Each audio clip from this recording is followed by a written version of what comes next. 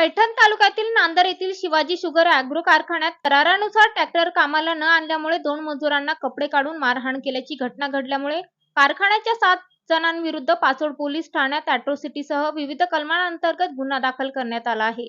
याबाबत अधिक माहिती अशी की तालुक्यातील नांदर येथील शिवाजी ॲग्रो कारखान्यात ऊस वाहतुकीसाठी परिसरातील लिमगाव तालुका पैठण येथील ट्रॅक्टर मजूर रणजित नामदेव ससाणे आणि कारखान्यासोबत करार केला होता।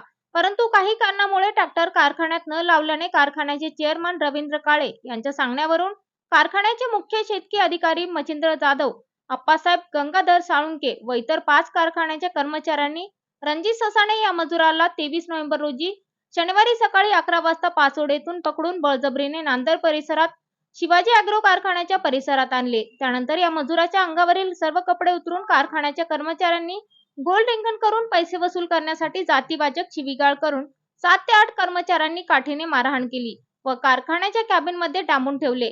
26 नोव्हेंबर रोजी मंगळवारी दुसरा मजूर बाळासाहेब घुगे याला देखील कारखान्यावर आणून कपडे काढून मारहाण करण्यात आली। यामुळे दोन्ही कामगारांच्या घरच्यांनी घाबरून ट्रॅक्टर कारखान्याच्या परिसरात आणून लावले।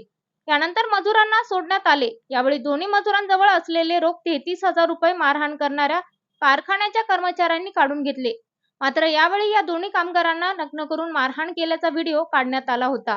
या कारखान्याच्या कर्मचाऱ्यांनी हा मारहाण करण्याचा व्हिडिओ समाज माध्यमांवर टाकून या मजुरांची बदनामी केल्यामुळे मारहाण झालेल्या मजुरांनी पाचोड पोलीस ठाण्यात सपोनी शरदचंद्र रोडगे यांची भेट घेऊन झालेल्या प्रकाराची तक्रार दिली।